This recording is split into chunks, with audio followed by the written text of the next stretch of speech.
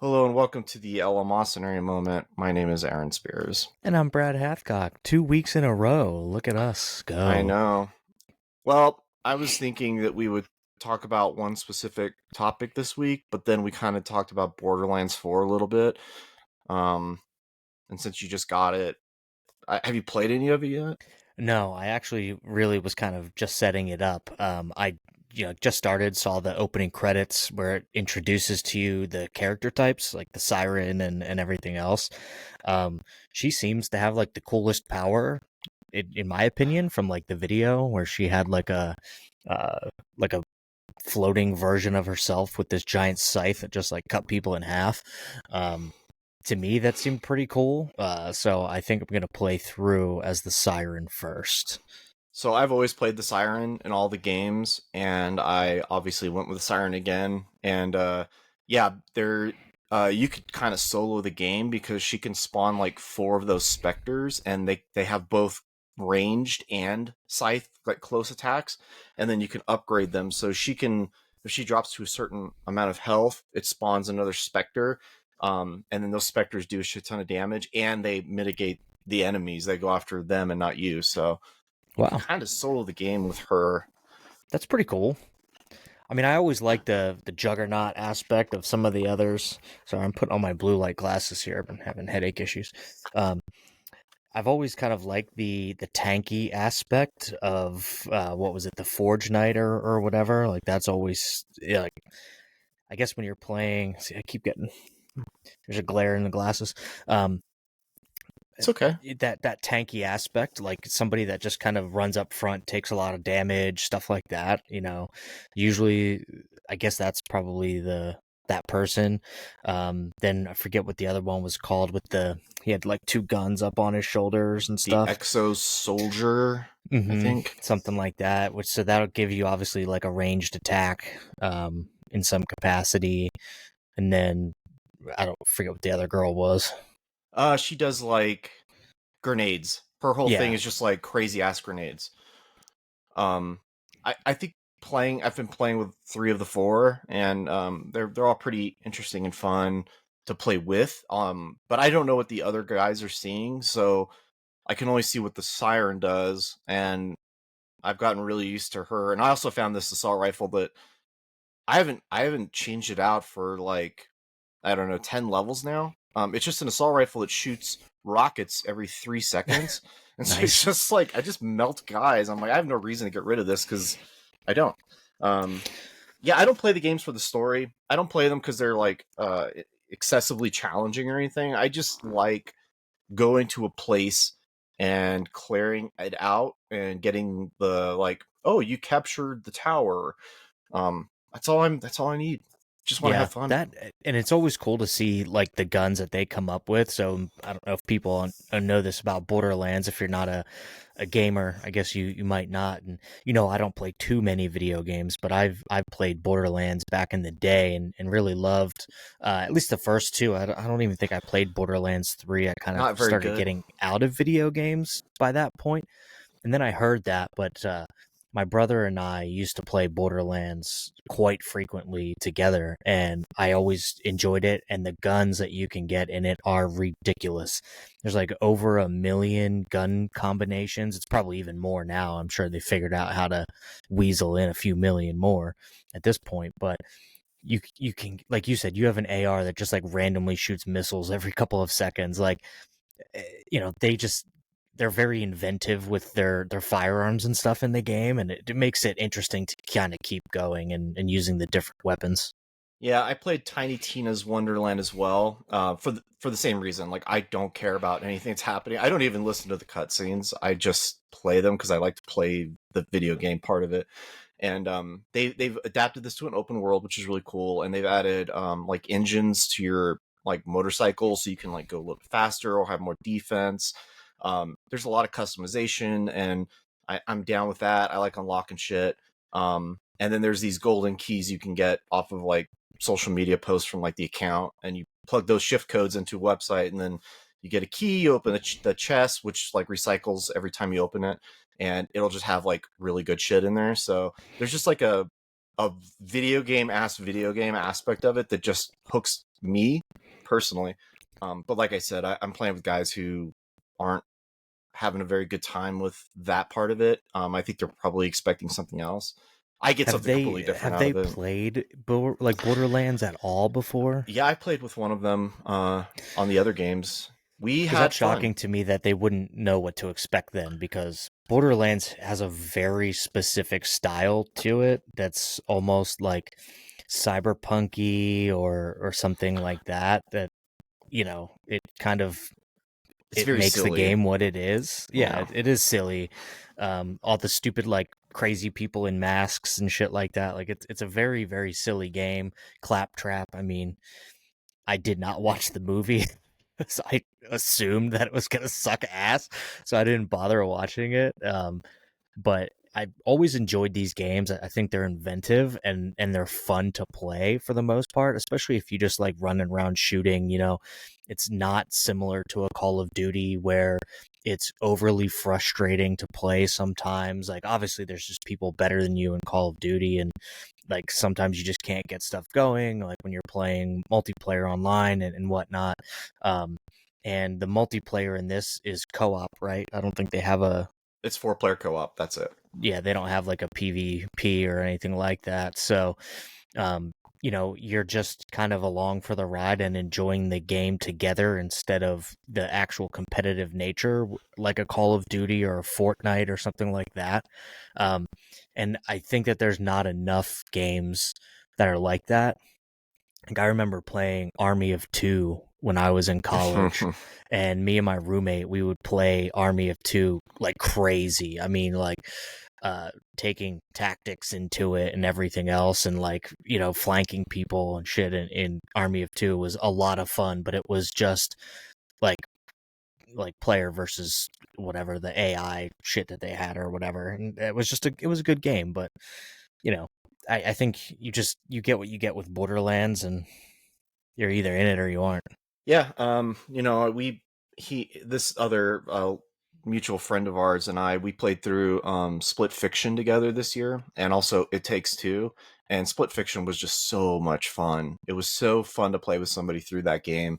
And I've been trying to get these guys to play anything besides Call of Duty. And I've been successful to an extent. So this might be where I push my luck a little, but we'll see. I will say I would love to play Borderlands with you, but I know from past experience that when you start late in that game, and like say I were to join your game because you are at such a high level, at a low level, you die a lot No, wrong, very sir. easily. It's Really? not. No, the actually this game will scale the enemies to your level. So you're whatever you're attacking at is going to be like level 5, and if I'm level 35, the enemy's just level 35 for me. So it's the same difficulty for either level. Oh wow, it didn't used to be like that. I don't think so. When I Yeah. played with my brother, he was started out like level 30, and then I started playing with him just split screen, and then I went and got the game myself and was playing with him online, and I was like level 10 and he was in it like the 30s, and I would just get demolished constantly because the enemies were to his level because he was hosting the game and everything, and it made it very difficult for me. But I charged through it and kept playing because I'm decent enough at video games to not just die to AI. Yeah, it's fully balanced for however you want to play it, but the tricky part isn't that. The tricky part is that I've got a guy who overloots, and I've got a guy who doesn't know what's going on.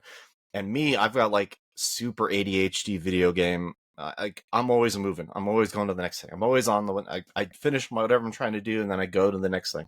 Do the And objective. it could be hard to keep up. Like if I see something on the map, I'm gonna go to it as quickly as possible and do it. And there's so much shit on that map. It's a pretty big open world. I will say the performance has been lacking, and it's an Unreal Engine 5 problem. And I've heard that about this game, actually. yeah. So when it's loading up on PC, it has to like compile shaders. And if you're in an area for a very long time on PC, it will have compiled all the shaders in the area and it will run better, which is strange. It might have been better just to compile all the shaders at the beginning and make it like 10 minutes long instead of like 2 or whatever it is. But even on consoles, the frame rate is just chugging, and it doesn't bother me.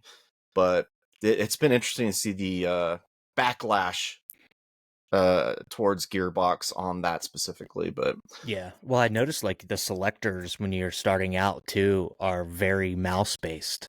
Like you have Mhm. to kind of mouse over something with It gives you a the left cursor. stick, and that never really works out super well on consoles. So it can be problematic. Like as opposed to clicking through things, the the cursor thing just doesn't really work out too well. But I don't I think just put anyone's up ever with been it. able to do it right when they do a cursor for console. Like it makes no sense.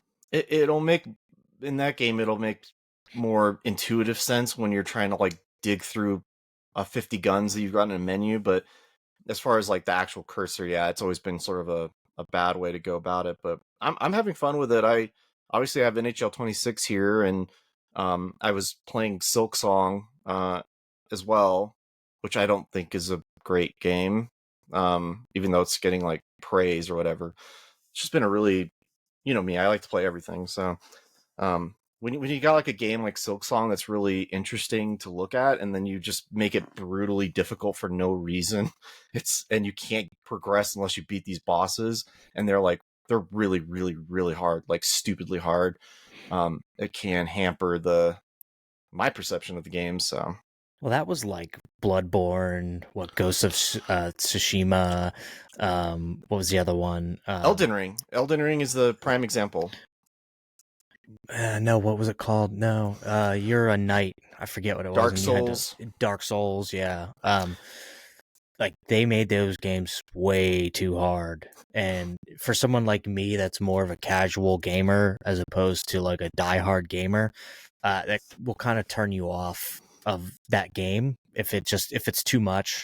Like I have to learn 85 things to beat like the starting boss or whatever that Mm-hmm. like it just I know you're supposed to probably die on that very first boss obviously, but like you're supposed to be learning how to like control your character and you can't even learn like a tenth of what you're supposed to know because it's just that difficult to do shit.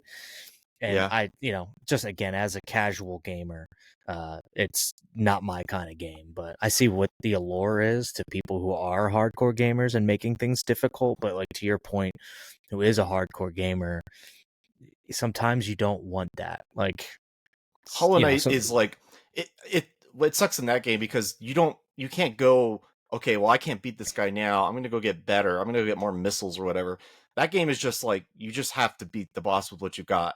And the bosses have these like additional things in there that just make them a bitch. And it just I played through them. Like I do beat them. I mean I will, like I beat like Elden Ring and stuff. Like I will play those games and I will trudge through it. But boy is it hard when it's like you guys could have just made this a little bit more forgiving, just slightly, because I'm not probably not gonna get to the end of the game. And these other two games that came out this year that I really loved, Ninja Gaiden and Shinobi. There's a new Shinobi. They oh both wow. have they both have Shinobi is like my game of the year so far. It's so much fun.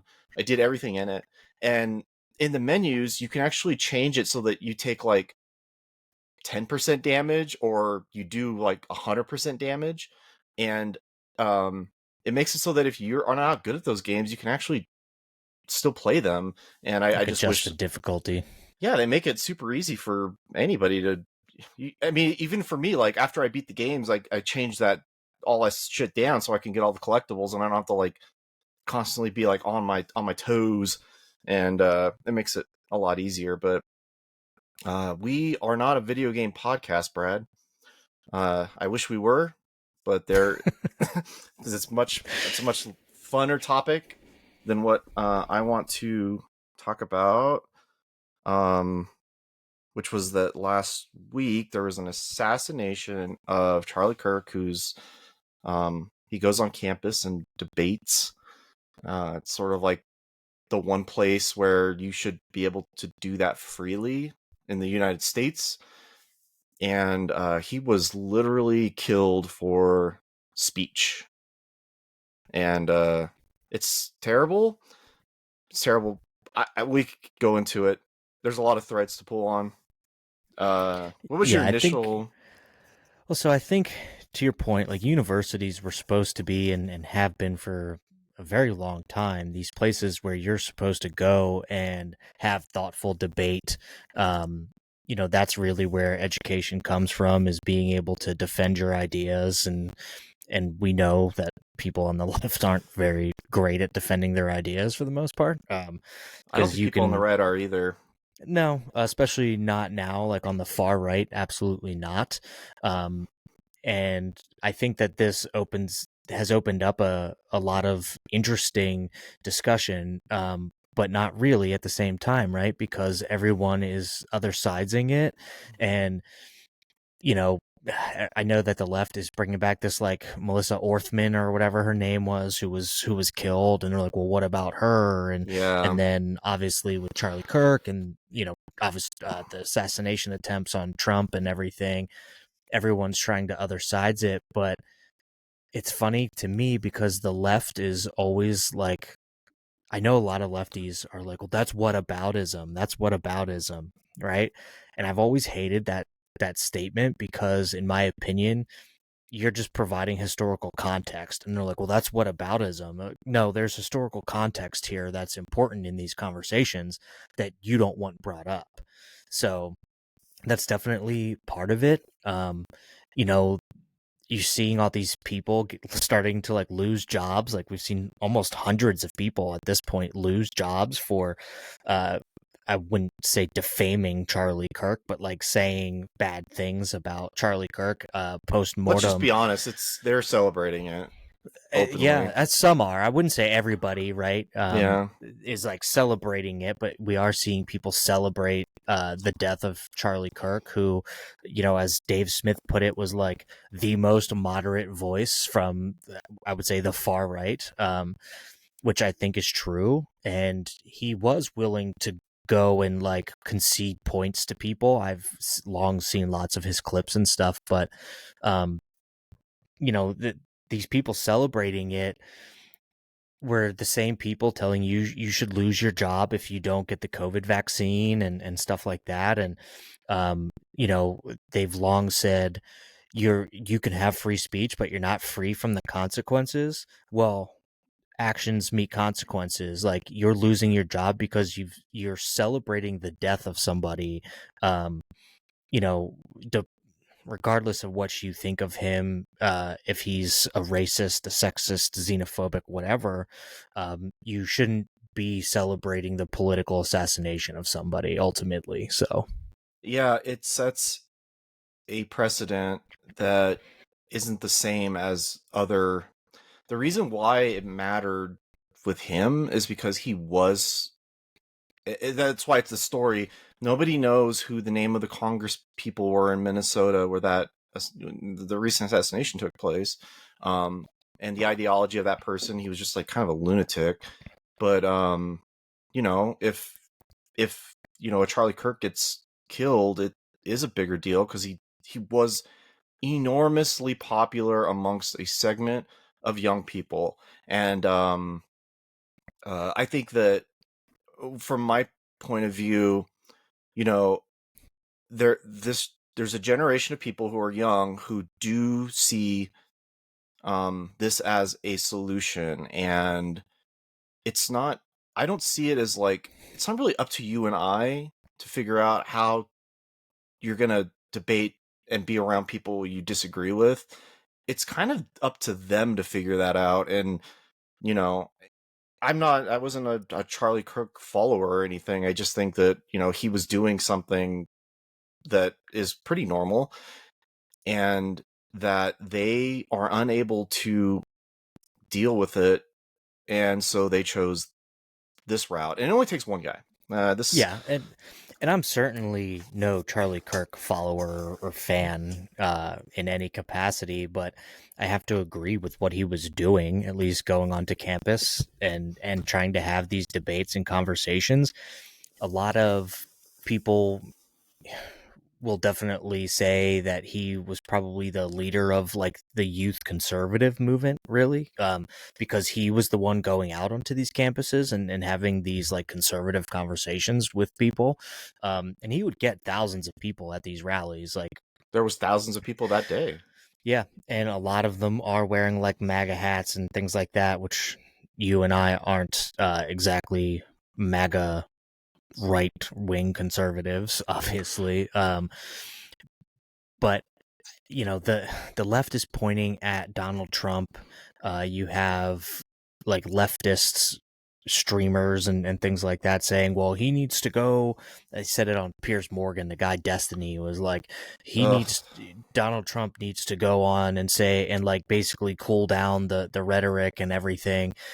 And sure, Donald Trump has called leftists pigs, and things like that, you know, and he would say just Rosie O'Donnell, which Mm. was actually still one of my favorite clips of Donald Trump for sure. But you've been sitting here calling right wing people Nazis since 2015, so like a decade now at least. You've been calling conservatives, anybody really that you don't believe with, a Nazi, which is quite frankly one of the worst things that you could call somebody. I mean, obviously they tried to kill, like eradicate Jews from the planet. Like, you can't really get much worse than that, in my opinion, right? So your rhetoric is Nazis, Nazis. We gotta punch Nazis and sucker punch them in the streets and all this other shit. And now it's obviously escalated, and you're like, well, the right does this too. You know, and case in point, like Pam Bondi was just getting like destroyed because I think the FBI or the DOJ like removed some study that showed right wing violence was like the most prevalent or something like that, out of all political violence. But it's not really about which political violence is prevalent from which side. It's that it's prevalent in general. And I think Mm. that's what people tend to forget here.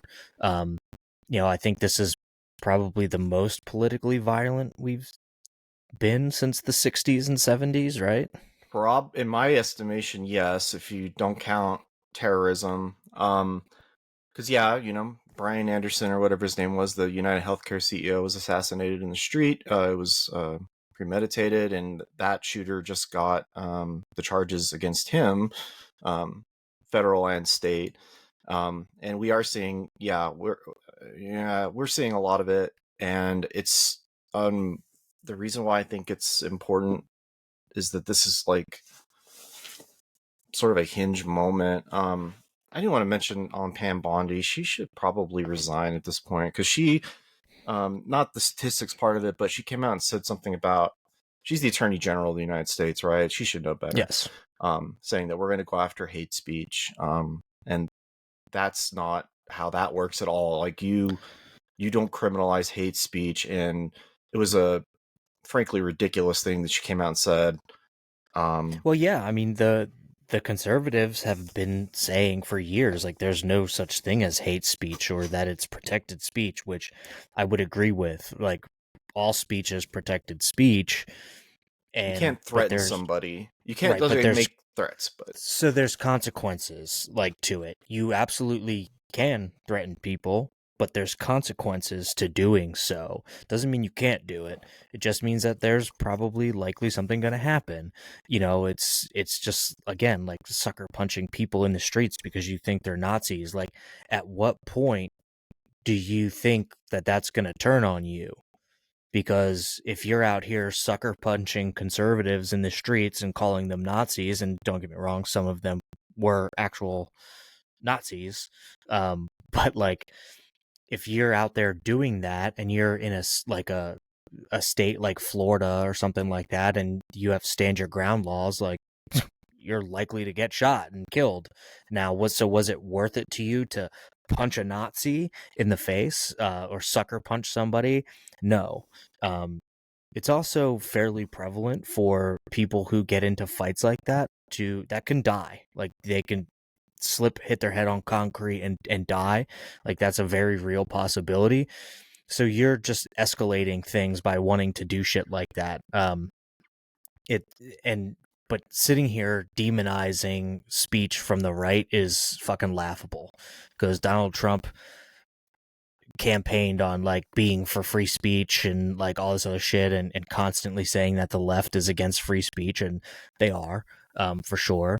Um, but now it seems like everybody's kind of flip flopping on this situation. Like it's Yeah, cooler heads have not prevailed, and I think, uh, you know, Charlie Kirk of all people would have said that you know, you it's free speech. You don't do that. Um, Same thing with, them pulling the South Park episode where he was on there, and like he probably would have disagreed with that too. Like, absolutely. There's don't do videos of that. him laughing at that. He loved that.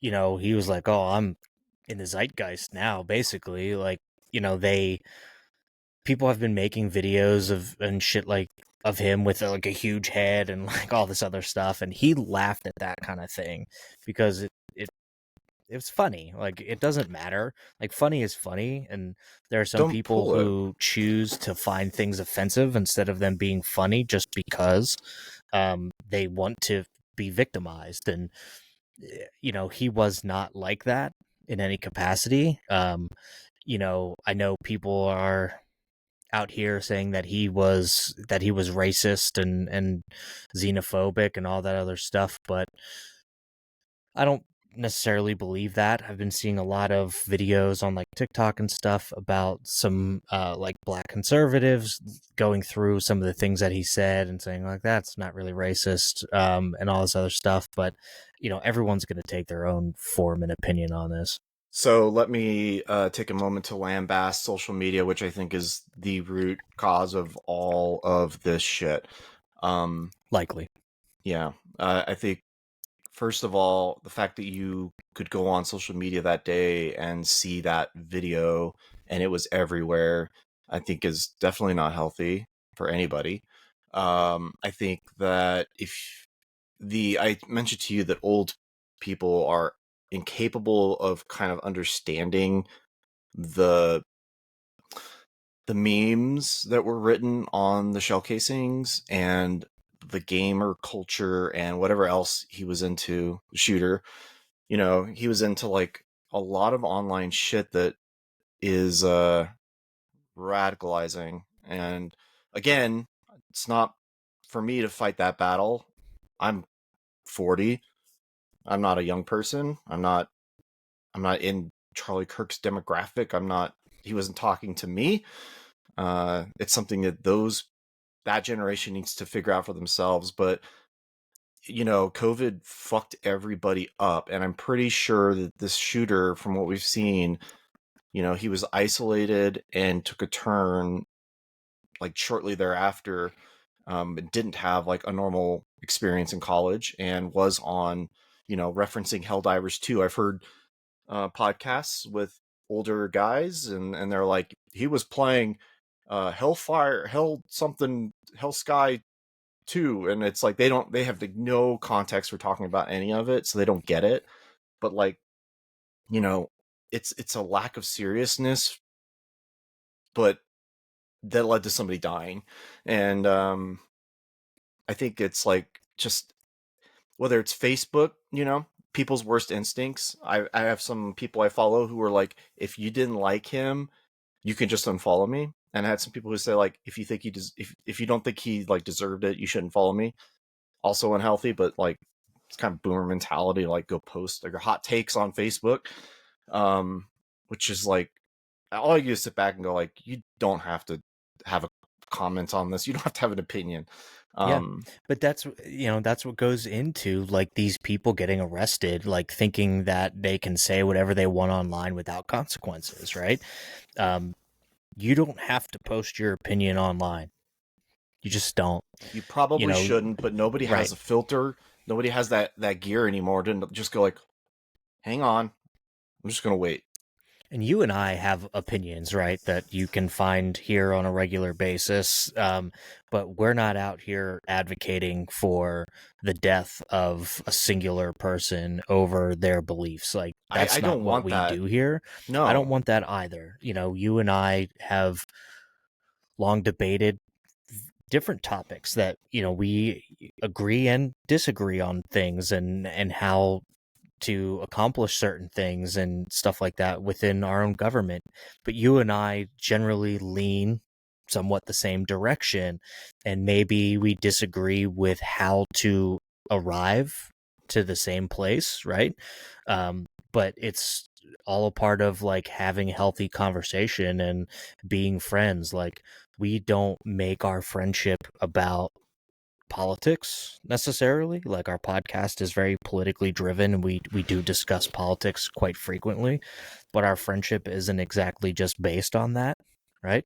it shouldn't um be.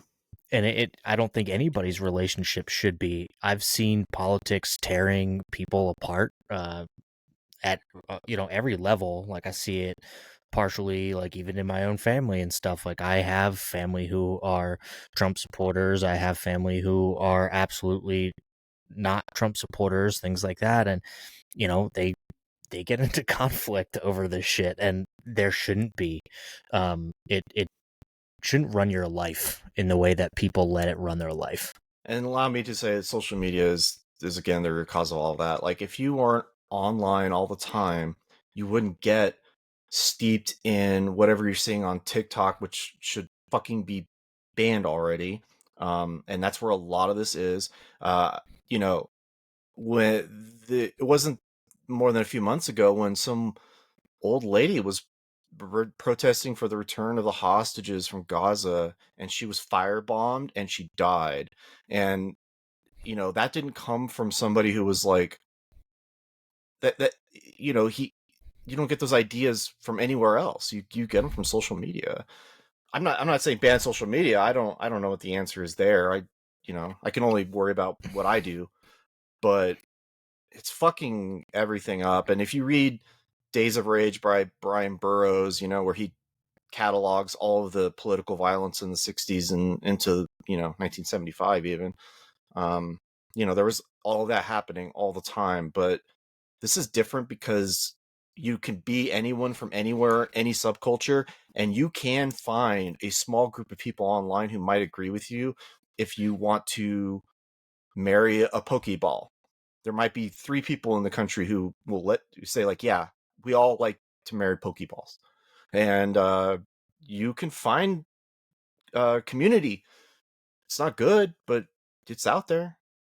I'm sure this shooter was like that. I'm sure he found There's a stuff lot like of that. toxic shit out there, and I think what's funny, like, with the shooter, is the left and the right are both just painting him in the other direction.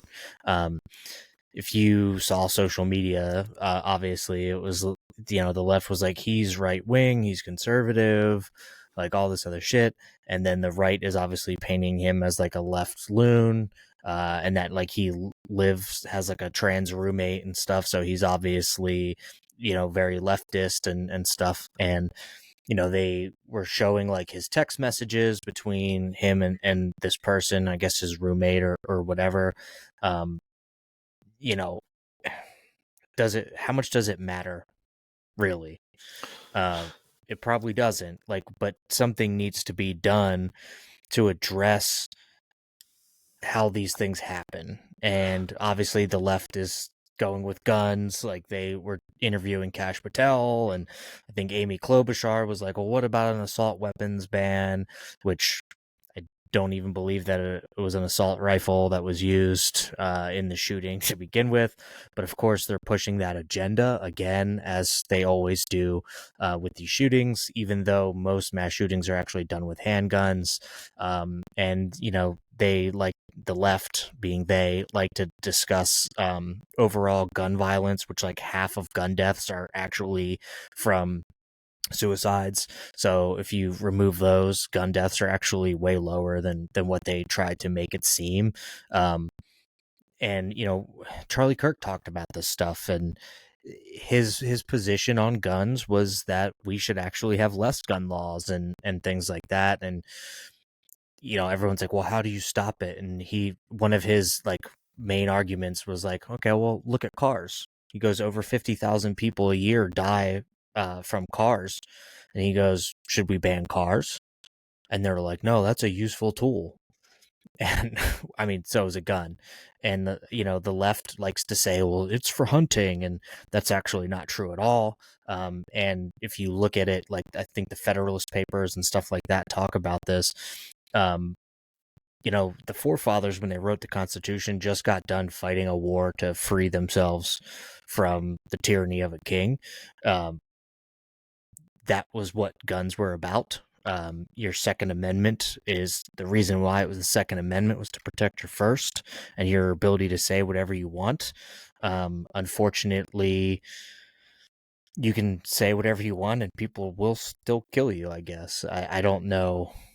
I don't know how we change that. I don't know how we get to a better place where we can actually still have positive discourse, and not just kill each other over it. Well, the problem is that it was one person, right? Like there was thousands of people there who were. I mean, he was literally debating somebody at the time that he was killed.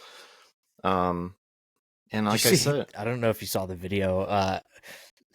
After he was like shot and they were rushing him away, people were like jumping the barrier and grabbing like hats for like it's fucking scum.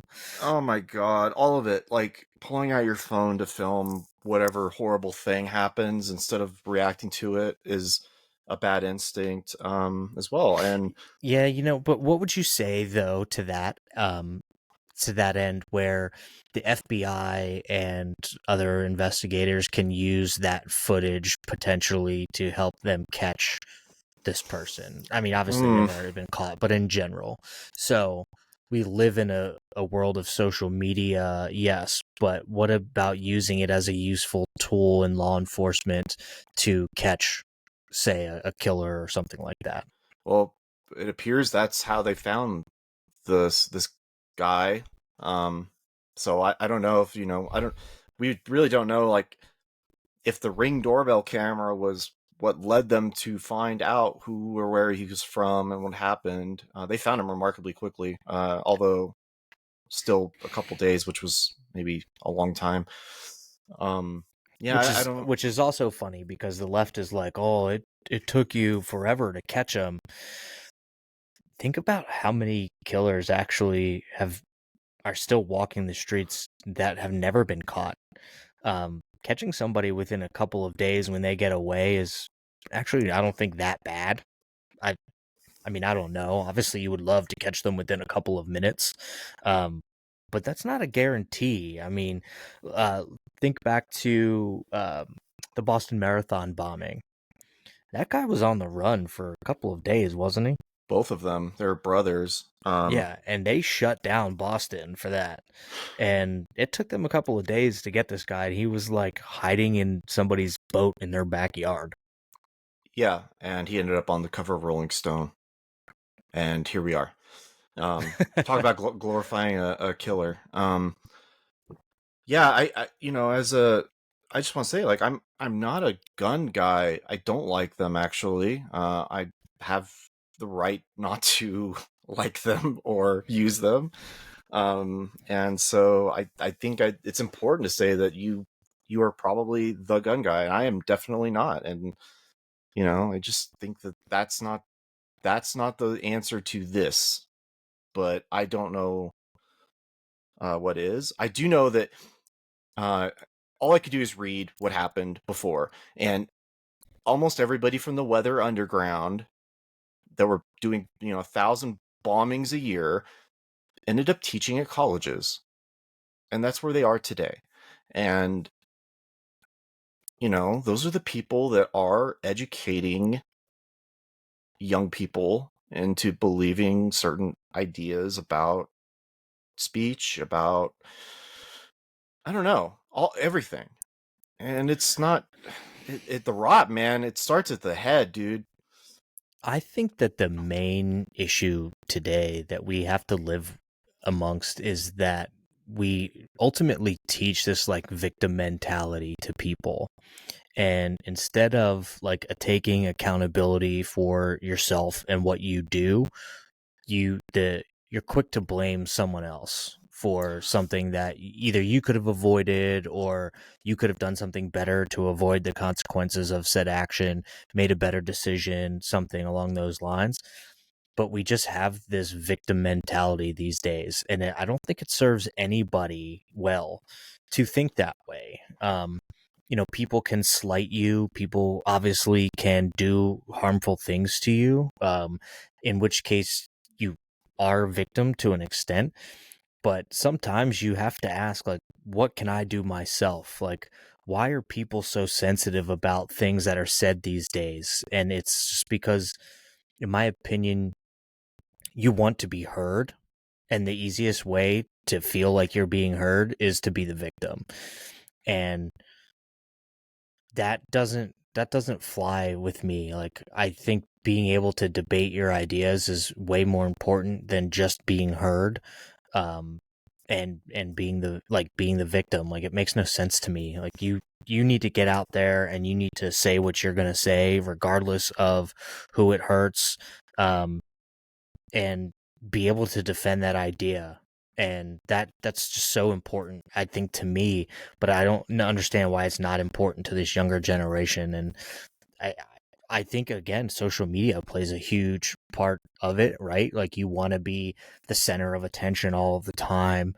Um, and it goes for the right as well as the left, in my opinion. And I think you said it the other day. It was like, we should just shut down social media completely, like shut down the internet for just like 2 days. The whole internet just needs to go down for like 2 days, and everybody needs to go touch a little fucking grass and come back and like recharge, re-energize, like refigure out your fucking life and like start moving on and figure out a way to coexist with each other, because this political divide shit is unsustainable. And it's who knows what's going to happen from all, here. I all we could mean, do is talk about it. I'm going to keep saying this now. It's going to be my new favorite thing, which is that it's not up to either of us. no, we're We too old. it's We yeah. we come from that old school where it's like, okay, you talk through your problems. Like, I'm very direct. When I have a problem with somebody, I talk about it. I don't want to pussyfoot around it and not have a discussion. Like, I want to, like, if I'm fighting with my wife, we just fight until it's done and we come to a resolution or agree to disagree about something. We don't have to agree on everything all of the time. That's not what we're asking you people to do. But we're asking you to have some like positive discourse about it. Like, it Live in a again, society. right? Like, you can agree to disagree, and the left, these people are like, it takes a village, right? Which I hate that saying. I fully disagree with that. But that village includes people who aren't like you. So you need to figure out, like, okay, if it takes a village, you need to figure out how to coexist with the people you disagree with. And we don't do that anymore, like, In at fact, all. the media was probably um, the worst offenders for anti-journalism, or whatever you want to call it, because they did kind of make the shooter out to be the victim by saying, what choice did he have? Or he was, he really thought that he really thought that there was a community of people who were under attack or under assault. You know what choice he had? To not kill Charlie Kirk. I know, but That and that was the obvious other choice, was please to don't not do do that. this. And I'm a person who knows that martyrs are real, and it doesn't always go the way you think it's going to go. You could say, like, oh, Jesus Christ was a martyr and it turned out okay or whatever, but sometimes you Did make a it? martyr. Did it? Okay. But exactly, it kind of proved my point. Thank you. That, martyrs are, they could be used in a way that even the martyr themselves didn't think was going to happen. And, maybe this guy who did the shooting is a martyr himself to some people. I don't know. Not in the sense that he died, but, maybe they do see him as the victim. I believe some people do. And so our horrible media did do a really bad job, and there's and it worked. It was very effective because I think a lot of people don't even know what the guy believed in. Now there's this thing that's like, well, he was in love with his person, and that's Oh yeah, there's a passionate it's like, what the fuck are you doing? they've been pushing that now too. Like I think it was what Montel. Yeah, Williams. Montel was on CNN going against like Scott Jennings, like saying something about, oh, this is like basically a tragic love story. Like it's not. Like stop glamorizing it. Like they're fetishizing this whole fucking thing, and it just is stupid. But and they're they blame Donald Trump for saying shit like, the media is the enemy of the people, and to be honest with you, he's not 100% wrong when he says that. I'm not saying they inherently are, but it's problematic. I mean, they don't help. One of the things I actually just saw, Thomas Massey put together like a bill to basically say that the US government can't propagandize its citizens, and they shut it down in the House. Like, so you're just allowed to propagandize the US citizenry if you're the US government, which we know that they do.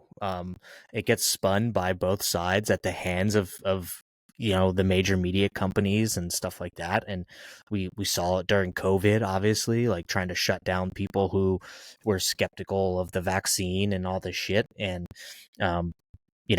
ultimately the conspiracy theorists were kind of right about COVID and things like that. And what can we do with the media these days to get them back to a sense of actual like trust and ability to not be biased anymore? Like I think we're way beyond that, and that's honestly enough Roger Ailes' fault from Fox News. He's the one that kind of created this entertainment. Yeah, this like paradox of news where it's now entertainment and you need to be first instead of right, and you'd rather post a retraction that nobody's going to read instead of posting an actual truthful story. But it's like, what can we do as citizens to like get that to go away?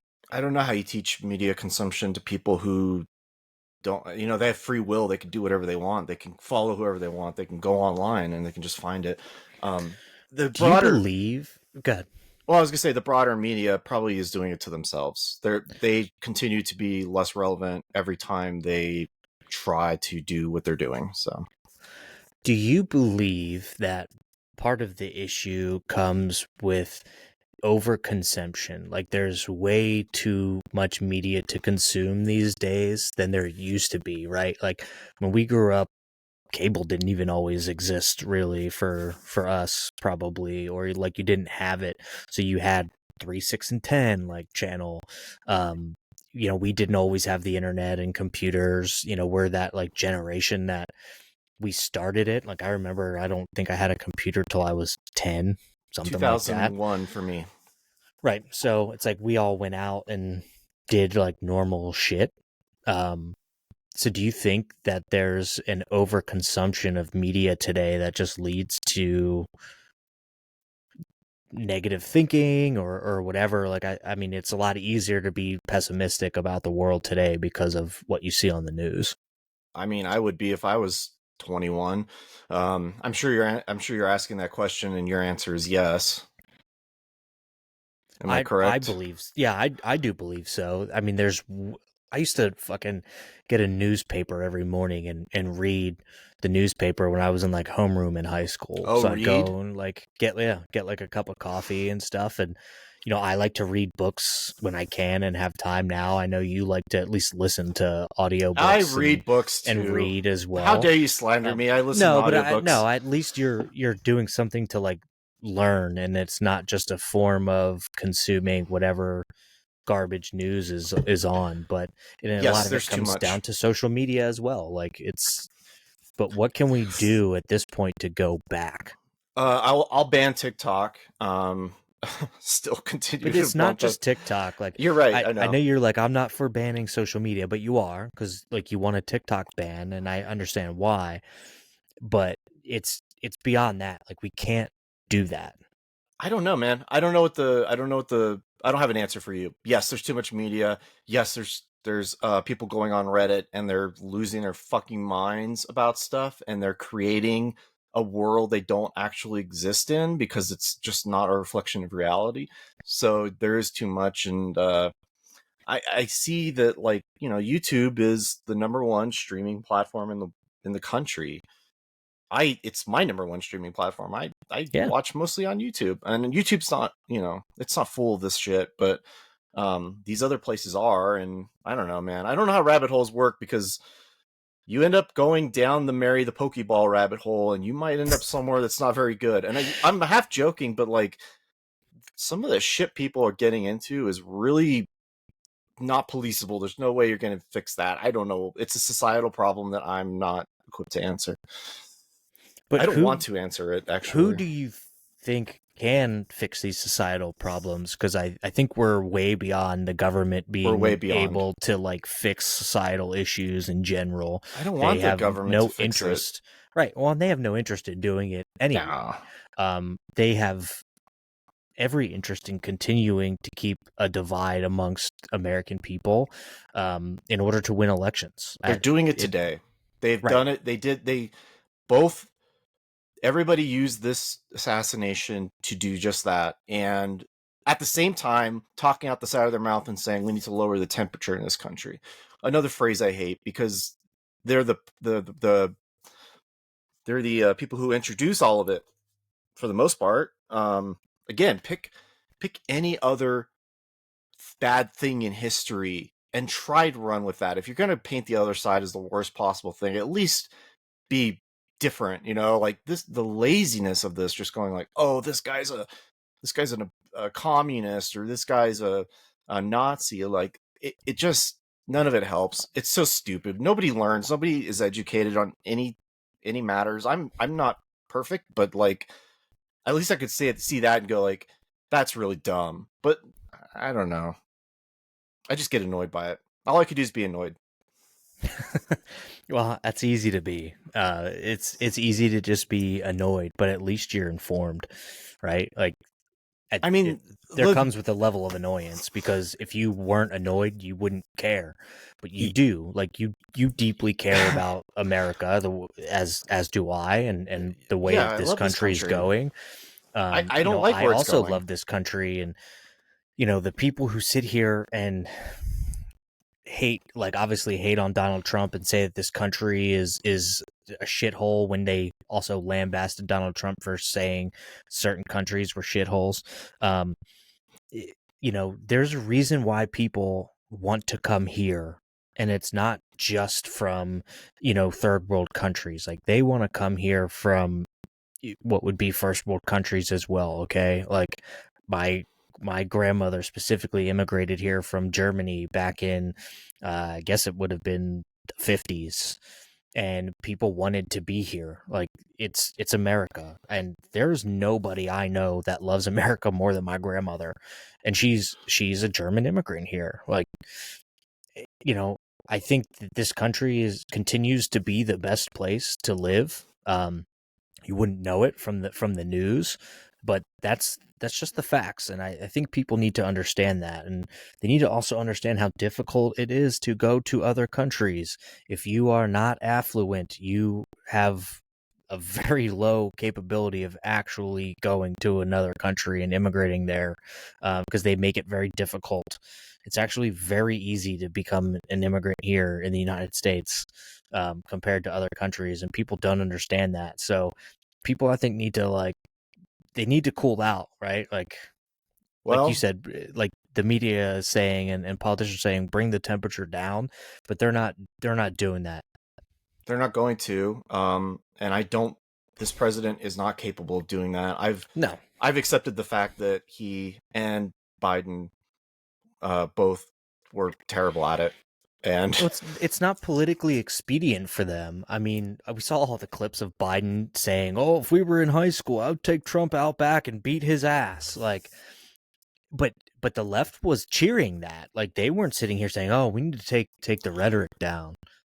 They yeah, just were like, "Yeah, we they should accept it. punch Nazis." They're like, yeah, this is all good, because our side's fighting back, and you're here now in that timeline. So Right.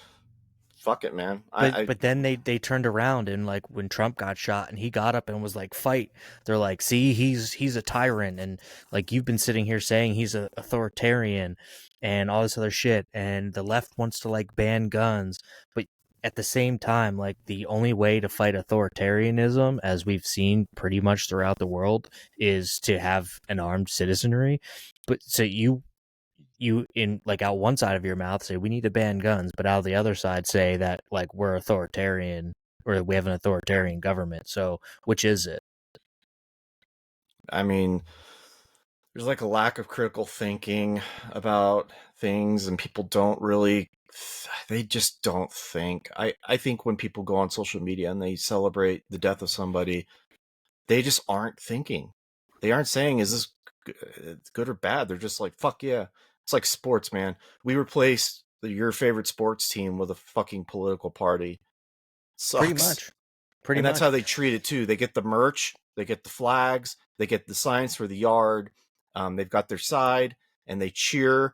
And then sometimes you sack the quarterback, and sometimes you decide you're gonna commit political violence, and then they just cheer it because that's their team, and that's really fucking toxic. And this country hasn't always been peaceful. Like, I think maybe the 90s are kind of like an exception to that, but like the 50s weren't great when your grandmother immigrated here, and there were issues that were happening, and there was the Red Scare and things like that. And before that there was other things. World War One wasn't a given. Like, it was a political movement against it, and there was isolationism, and there was violence then too. It Well, back happens in in cycles. Vietnam, obviously, like The people biggest were example. right so against Vietnam, and there was political violence regarding Vietnam and rioting in the streets and things like that over it. It's not really any different today. It's just, you have social media, and then you had in Vietnam, you were on the TV every night watching the news, and they were pulling footage from that day from Vietnam, and you were watching it on your TV, and that had never been done before, and it's what caused a lot of people to go a little crazy. This is the same thing. It's a technology that wasn't there before, and then your people are using it, and it's causing people to go crazy. And all you could do is sit back and either rationalize and think, or act on whatever you. Right. And I think, to your point, um, using like social media and stuff like that, how we just kind of talked about, like, is it good for like the FBI and stuff to have this? Well, everybody can see what gets posted, and there's tons of video of things. So it's like, are we actually more politically violent, or is it just more prevalent Amplified. in social media and the news? So is it just worse in that regard? Like maybe the volume of it is not as high, but the intensity of it might be ratcheted up. Yeah, I think Gen Z was introduced to it, and then parents started going, you know what, maybe my kids shouldn't be on online or on Facebook or whatever, TikTok, until a certain age when they're capable of thinking for themselves. And maybe that's the solution, and maybe that fixes itself too. I don't know. Well, back in the Disney, you had to have a college .edu email address to get on Facebook, and it was just limited to people in college, and then they opened it up to everybody, and then the question started to be, well, should we be letting like minors and stuff like that onto social media? And that was kind of the point of like the .edu thing. Well, part of But me is then like, maybe should we let boomers on Facebook now? Like, boomers are kind of the worst offenders of all of this, because they definitely get on there and say some crazy shit. Well, I think to be fair, like boomers are like the only people left on Facebook for the most part. Like Yeah. Gen Z completely abandoned Facebook as a whole, and it's more of like Snapchat and like other shit now. So I don't know. Like again, I think everybody needs to like somehow tone it down and seriously go outside and like enjoy some sun, get some vitamin D, I think like most people do, have a Brad. I really have a do. beer like with Yeah. your neighbor or something, like, and just like relax, call it a day. Yeah, I think for the most part, people are pretty normal. That's why this happened, because it was not normal. This wasn't a normal person, you know. And I don't fucking want to see what's gonna come of it, because it's so unpredictable. What happens when you do? There's always these crazy consequences you can look back on and go, "Wow, you killed Franz Ferdinand and the whole world went to war. Who could have seen that coming?" So you just don't know, And maybe this is nothing. I don't know, but I do know that that it's bad, and it's really bad. I think it's really bad. So to kind of bring this topic to a close and I'm done talking about it. Point to something else that we didn't see coming, I would like to share a piece of news with you that I can virtually guarantee you haven't read about. Okay. Albania has appointed an AI bot as the minister to tackle corruption. I don't know if you saw this. No. This is where it gets. I thought it was getting dark until you brought AI up. Yeah, this is where. So we have our first out. ever AI minister ever in the world right now in Albania. And how do you like living in modern times, Brad? I personally love it. This is insane. No, I haven't heard it. What does that mean exactly? Like, what is this office or thing? So it's a minister that is charged to handle public procurement, and they say it will be impervious to bribes, threats, or attempts to curry favor. It's just an AI-generated bot. Let's see. The prime minister, who is about to begin his fourth term, said on Thursday of last week that it will manage and award all public tenders in which the government contracts private companies for various projects. So it's basically going to handle, make sure there's no corruption in government contracting ultimately. And they say that they will be a country where public tenders are 100% free from corruption. That is their thought. And part of this, Albania is not in the EU, but they would like to achieve that by 2030, and they do believe that this can help them. The EU would love this. They would love AI to be in all aspects of your life, so they can control it. This article from Reuters says awarding such contracts has long been a source of corruption scandals in Albania, a Balkan country that experts say is a hub for gangs seeking to launder their money from trafficking drugs and weapons. And so they do believe that will ultimately go away by using this AI bot minister. It won't, and it's absurd to think so. And I also don't think I would trust Albania to implement any AI for anything, because we could barely get ours to work well at all. So yeah, that sounds like that's just going to be a shitty idea. No. Our AI is too busy flirting with children to fucking stop corruption in the government. I see these data centers. I see us opening up power plants by Blackstone and by Google or whatever tech company, and implementing AI, and they're putting in everything, and none of it seems to fucking work correctly. And there's a lot of issues there's ethics issues writ large with the technology. So I'm kind of sitting back and just observing what I think is a bunch of bad shit. Oh, it's going to be very bad. Eventually, what's going to happen is AI is going to consume so many resources that there aren't enough for people, right? That's going to lead us, and I believe I said this to you, to probably 40 to 50% unemployment rate, worldwide. And people are eventually going to be fighting over the jobs that are left, electricians, plumbers, things of that nature, probably blue collar work. That can't be done by machines yet because it's too precise, like doctors with surgeries, things like that, because AI is already giving medical advice to people, for better or worse.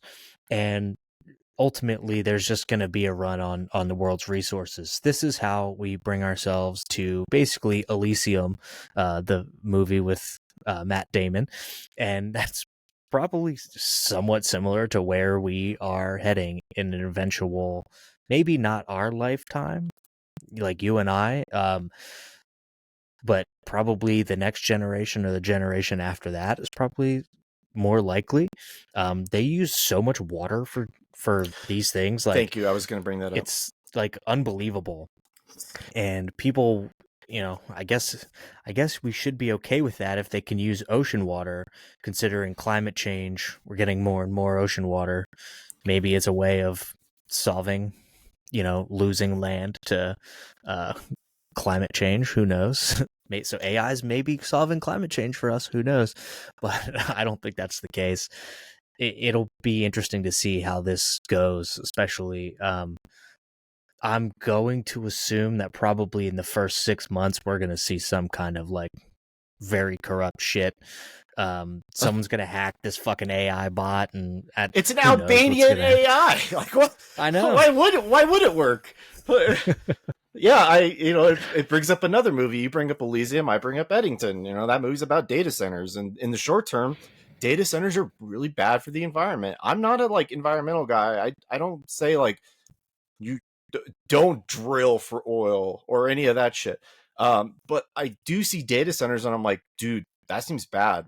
Water consumption, power consumption, the resources that go into building these NVIDIA chips, where there's like 24,000 of them in one. Oof, the fuck is going on? And plus, I will say this about AI. I use it all the time, but I trust myself to be responsible enough to use it, because I go like, hey, blah, blah, blah, and then it'll give me an answer, and it might help or it might not. But it gets me somewhere where I want to be. I don't trust regular people with AI, because I see what they're doing with it now. I see them using AI to make fake shit about a shooting that just happened and posting it online, or they're using it to say like, oh, did you know that this happened in the Middle East in 1948, and so that's why this just cause is good or whatever. And it's like, well, that's not even, it's a phantom fact. It doesn't exist. It just came from the AI. You're like, hey, ChatGPT, talk to me like you're Jessica Alba, but you're actually a sex robot, and I'm really into like getting pissed on. Yeah, like, that's what people are using it for. I'll go even darker, man. Like, I think that there's a problem with pornography for young men in the world, and that AI is just going to exacerbate it, because you're just going to customize your furry and have a relationship with it. Like, you want a dark future of Black Mirror, that's probably where it starts. Well, that's kind of what like that movie Companion was kind of about. Yes, that came out, I guess, this year, like earlier. It wasn't very good, but it wasn't. But I see the point behind it, and like the sentiment where it's like, okay, this is my AI robot girlfriend. I can make her as dumb or as smart as I want. That kind of shit, and we're gonna stray even further away from getting outside and enjoying the sun on your face. It's actually like going to be worse than you could possibly imagine. I do think so. I actually truly believe that. We're already kind of getting there, and we're not going to get to Terminator the way that everybody thinks we're going to get to Terminator. It's going to be we're gonna dumber get than to you could Terminator because somebody's going to hack a bunch of fuckbots and like unleash them on the world, and they're going to like fuck you to death. Like, yeah, that's what we're going to end up with in fighting the robots. Yeah, the T-1000 wasn't like, oh god, Skynet. No, it was that somebody got into the Albanian AI and made it do something dumb. Right. It's not going to be smart robots like that. Like, it's going to be some fucking morons who just happen to hack a sex bot and like kill us all. Who knows, man? Yeah, that shit sucks. I'm again, all I could say is that I use it, but I know what I'm doing, and I don't think people do. I'm trying to bring you pieces of news that maybe you haven't seen, so that like are a little obscure. Well, yeah, it pisses me off to hear it. Yeah, the Albanian AI. Even more that I heard about this on TikTok, and I decided to look into it. Yeah, Yeah, you know. that's always the funnest part about my life is that I know so many people who use TikTok, and I just want to go, the fuck are you doing using TikTok? But I don't, because I'm like, I don't want to be a dick. Well, it's funny because there's this like one thing that I see, and it just says, "Oh, here's the last 24 hours in geopolitics," and it kind of will take you around the world. And like this is kind of how I found out about like all the people in like Nepal protesting government corruption, and the government actually killed like 25 people or something like that during these protests, and now they have a new prime minister and all this other stuff. I do see it on TikTok. I use TikTok for our purposes here on the show, and obviously now I'm catching news from it. But then I go and I actually look up that piece of news. So like I'll catch a clip of it or something like that, and then I will actually go and look at that news and see what about it, and like is it interesting. This I thought was very interesting. I think it kind of flows well with our previous conversation about social media and obviously AI and things like that we like to talk about here. um It also so pisses me off because like I see real war happening. Either it's in the Donbass, it's in Myanmar, it's in Sudan, and then I go and I see the shit that we're dealing with in America, and I don't think people realize that this is all just kind of like fake combat online, yep, and that the real people shit's really don't fucked up. realize like how good they have it, you know.